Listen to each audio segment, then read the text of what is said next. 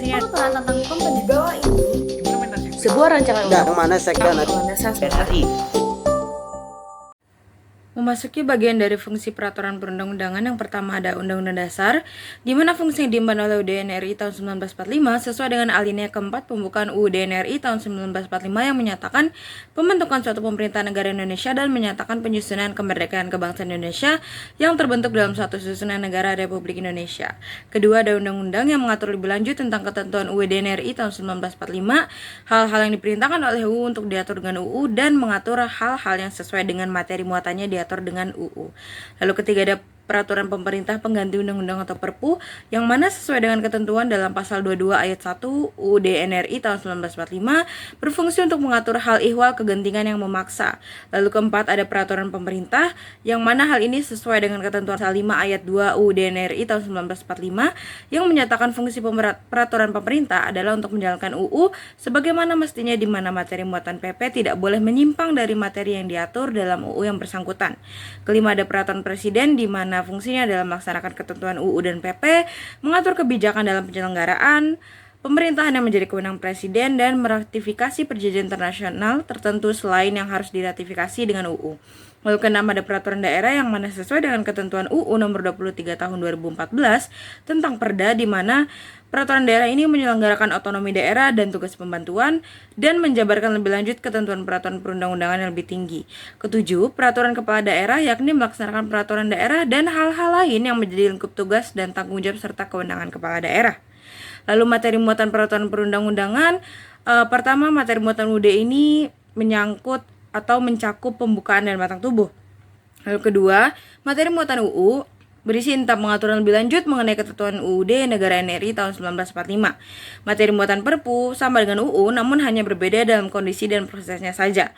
Materi muatan PP menjalankan UU sebagaimana mestinya dan lebih kepada hal-hal yang bersifat teknis administratif.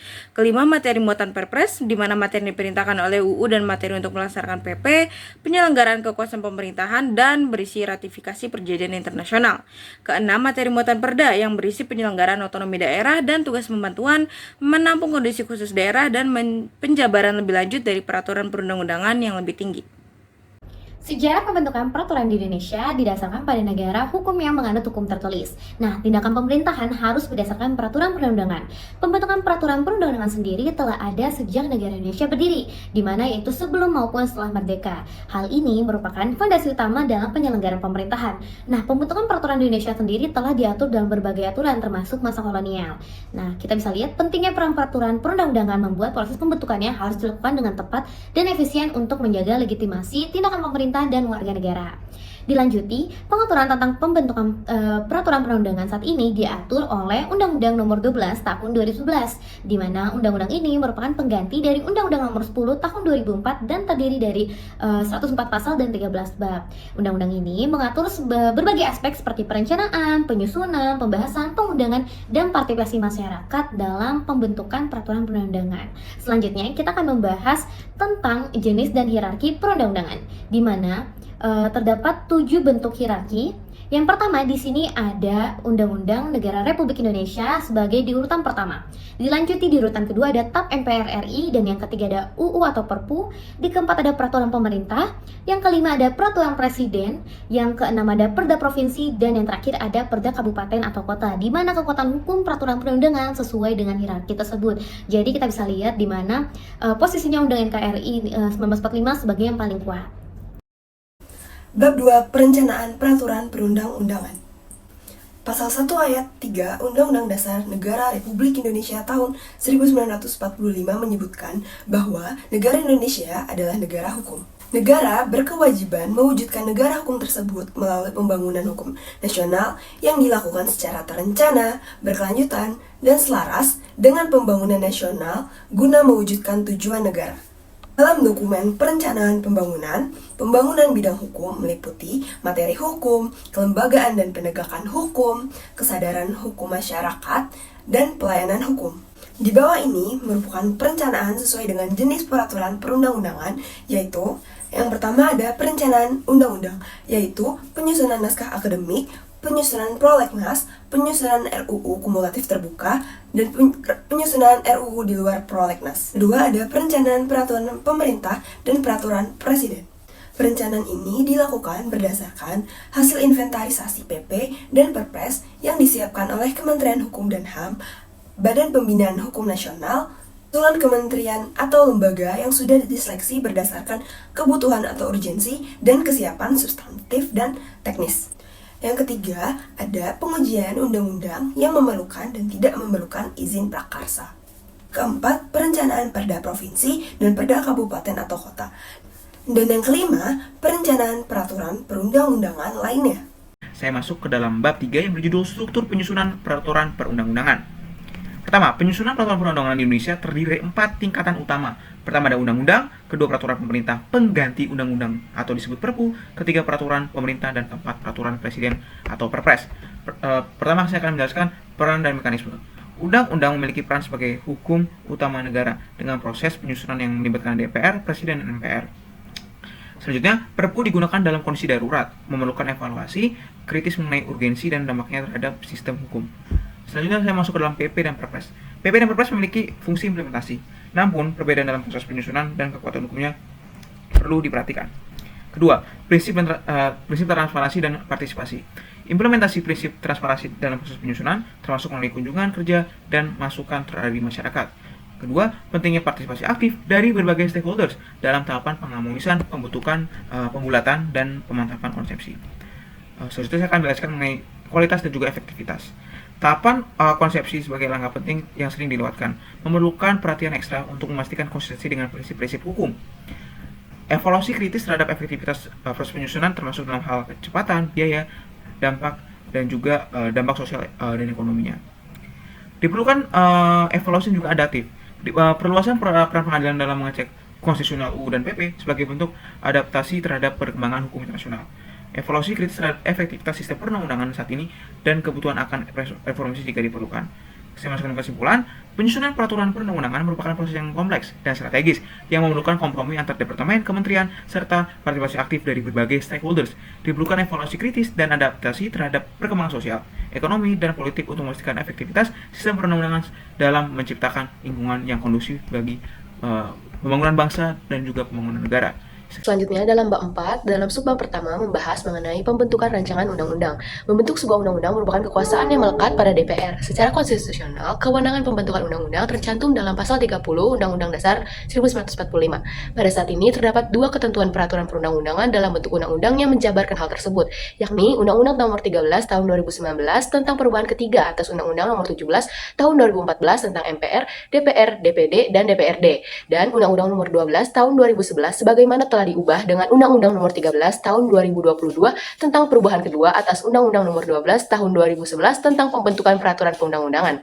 Sebuah rancangan undang-undang baik yang diusulkan oleh Presiden maupun DPR harus bersama dibahas DPR dengan Presiden untuk mendapatkan persetujuan bersama. Selanjutnya pada subbab kedua mengenai tahapan pembahasan rancangan undang-undang. Dalam proses pembahasan beberapa hal yang perlu diperhatikan diantaranya setiap rancangan undang-undang yang dibahas oleh DPR maupun Presiden untuk mendapat persetujuan bersama. Tahap pembahasan RUU dilakukan melalui dua tingkat pembicaraan, yakni pembicaraan tingkat 1 dilakukan dalam rapat komisi, rapat gabungan, rapat badan legislasi, rapat badan anggaran, atau rapat panitia khusus, dan pembicaraan tingkat 2 dilakukan dalam rapat paripurna. Khusus terhadap pembahasan RUU yang berkaitan tentang APBN, mekanismenya dilakukan sesuai dengan hasil pembahasan yang telah disepakati sebelumnya dalam rapat badan anggaran. Apabila rancangan undang-undang telah disetujui oleh DPR dan Presiden yang diwakili oleh Menteri, RUU tersebut disampaikan oleh pimpinan DPR kepada Presiden untuk disahkan menjadi undang-undang. Penyampaian RUU dilakukan dalam jangka waktu paling lambat 7 hari terhitung sejak tanggal persetujuan bersama. Namun, jika RUU tidak mendapat persetujuan bersama dari DPR maupun Presiden, maka RUU tersebut tidak boleh diajukan lagi dalam persidangan DPR pada masa itu. Pembahasan pada subbab selanjutnya adalah mengenai pembahasan rancangan undang-undang penetapan peraturan pemerintah pengganti undang-undang. Perpu merupakan sebuah produk dari peraturan perundang-undangan yang memiliki sifat subjektif karena dibentuk oleh presiden dan berdasarkan penafsiran presiden mengenai suatu hal ihwal kegentingan memaksa. Mengenai hal ihwal kegentingan memaksa sendiri, MK di dalam putusannya nomor 138 tahun 2009 telah menetapkan sejumlah kriteria mengenai hal ihwal kegentingan memaksa. Dalam penerapannya menjadi undang-undang, maka Perpu harus diajukan rancangannya kepada DPR. Apabila disetujui, maka tahapan selanjutnya adalah mengenai tahapan pembahasan rancangan peraturan perundang-undangan pada umumnya. Namun, apabila suatu perpu itu ditolak oleh DPR, maka tahapan selanjutnya adalah mengenai pembahasan melalui mekanisme khusus yang dikecualikan dalam pembahasan rancangan undang-undang pada umumnya. Pembahasan pada subbab selanjutnya adalah pembahasan mengenai peraturan daerah. Peraturan daerah sendiri merupakan sebuah peraturan perundang-undangan di tingkat daerah yang dibentuk oleh lembaga eksekutif di tingkat daerah melalui sebuah program yang bernama Program Pembentukan Peraturan Daerah. Setelah disusunnya program ini, maka lembaga eksekutif di tingkat daerah akan membentuk sebuah tim penyusunan yang anggotanya adalah instansi vertikal dan akademisi yang ditetapkan melalui sebuah keputusan lembaga eksekutif daerah. Tim ini nantinya akan bertanggung jawab kepada sekda masing-masing wilayah untuk melaporkan setiap hasil progres dari pembahasan rancangan peraturan daerah. Jika telah selesai pembahasan tersebut, maka tim dari penyusunan akan melaporkan hasil tersebut kepada sekda, yang mana sekda nanti akan melaporkan kepada lembaga eksekutif di tingkat daerah. Adapun selain dilaporkan kepada lembaga eksekutif di tingkat daerah, nantinya sekda juga akan melaporkan hal tersebut kepada Kemenkumham untuk dilakukan harmonisasi, pembulatan, dan pemantapan konsepsi. Pembahasan pada subbab selanjutnya adalah mengenai harmonisasi peraturan perundang-undangan. Proses ini merupakan sebuah proses penyelarasan substansi rancangan peraturan perundang-undangan dan teknik penyusunan peraturan perundang-undangan sehingga menjadi sebuah peraturan perundang-undangan yang menjadi satu kesatuan yang utuh dalam sistem hukum nasional. Tujuannya adalah untuk menyelaraskan dengan nilai-nilai Pancasila, Undang-Undang Dasar 45, peraturan yang setingkat atau yang lebih tinggi tingkatannya, dan putusan pengadilan. Selain itu, tujuannya adalah untuk menyelaraskan dengan asas materi muatan yang diatur dalam teknik penyusunan peraturan perundang-undangan. Selanjutnya, pada bab 5 membahas pengesahan atau penetapan. Bab ini menjelaskan secara rinci mengenai perbedaan antara pengesahan dengan penetapan dalam peraturan perundang-undangan. Pengesahan digunakan untuk undang-undang, sedangkan penetapan digunakan untuk peraturan daerah di bawah undang-undang, seperti Perpu, peraturan pemerintah, dan atau peraturan daerah. Proses pengesahan dimulai setelah DPR dan Presiden mencapai kesepakatan atas RUU. Presiden memiliki waktu 30 hari untuk menandatangani RUU tersebut. Jika tidak, RUU otomatis menjadi undang-undang dan tetap berlaku tanpa tantangan Presiden, sesuai pada pasal 20 ayat 5 Undang-Undang Dasar 1945. Pengesahan terdiri dari dua jenis. Yang pertama, pengesahan material, yaitu UU dianggap sah oleh lembaga legislatif, dan kedua, pengesahan formil, yaitu tindakan administratif berupa tanda tangan Presiden. Selain itu, proses penetapan peraturan di bawah undang-undang seperti Perpu, peraturan pemerintah, dan peraturan Presiden diuraikan yang melibatkan langkah-langkah verifikasi, harmonisasi, dan pembuahan tanda tangan oleh pejabat terkait, termasuk Presiden dan Menteri Sekretaris Negara. Prosedur serupa juga berlaku untuk rancangan peraturan daerah atau Perda, di mana kepala daerah bertanggung jawab untuk menandatangani Perda setelah mendapat persetujuan. Menurut kami, bab ini sudah informatif, namun ada beberapa hal yang bisa diperbaiki, seperti penyederhanaan bahasa dan menggunakan contoh yang dapat membantu pembaca, dan struktur tulisan bisa ditata lebih baik, misalnya dengan subjudul agar lebih mudah diikuti oleh pembaca.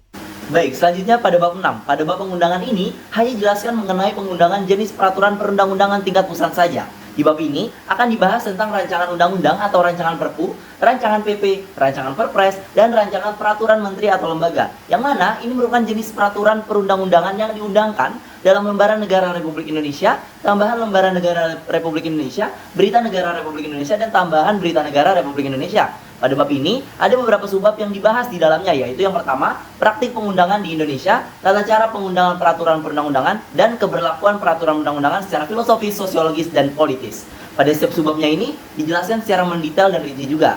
Pada bab ini, penulis memasukkan skema dari tata cara pengajuan permohonan pengundangan dalam LNRI atau TLNRI, juga yang dalam BNRI atau TBNRI, sehingga pembaca dapat mudah memahami tata cara tersebut dengan baik, karena tidak hanya tulisan saja, akan tetapi dipermudah dengan adanya skema tersebut. Di bab ini juga mengatakan, kalau kedua hal tersebut tidak ada perbedaan mendasar dari prosedurnya. Keduanya tetap dilakukan pemeriksaan oleh Direktorat Jenderal Peraturan Perundang-undangan. Juga dibahas oleh penulis, kalau pengundangan ini walaupun proses terakhir, tetapi punya fungsi yang sangat penting. Peraturan perundang-undangan itu wajib diundangkan dalam Lembaran Negara Republik Indonesia, tambahan Lembaran Negara Republik Indonesia, Berita Negara Republik Indonesia, tambahan Berita Negara Republik Indonesia atau Lembaran Daerah dan Berita Daerah. Jadi, kalau tidak diundangkan ke dalam 4 tersebut, maka peraturan perundang-undangan itu tidak punya daya ikat dan daya laku. Dan dalam bab 6 ini terdapat beberapa kalimat yang membuat pembaca bingung dikarenakan tidak adanya tanda baca, sehingga membuat pembaca jadi berpikir kembali dengan kalimat tersebut. Akan tetapi, untuk diksi yang digunakan dalam bab ini sudah sangat mudah dipahami oleh pembaca.